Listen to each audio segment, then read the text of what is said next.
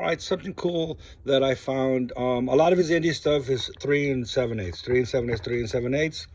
Find this box that's 3 and 7/8 plus 10.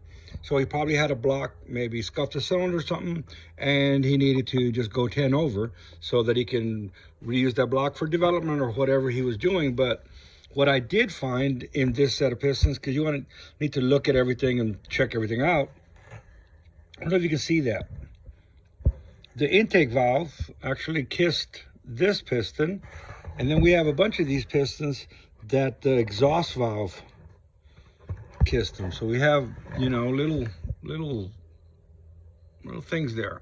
So what I'm seeing is that the angle was a little off, or the valve was bent, and I don't understand, because it's this Indy stuff was gear driven, so it doesn't have a chain that could have broken. It is not a belt.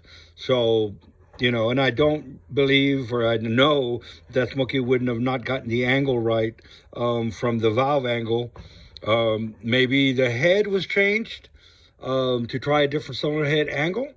I don't know, but what we do know is bam, bam, bam, bam. So just other small stuff, and another, you know, showing of how many sets of pistons, and there was pallets and pallets and pallets of these pistons.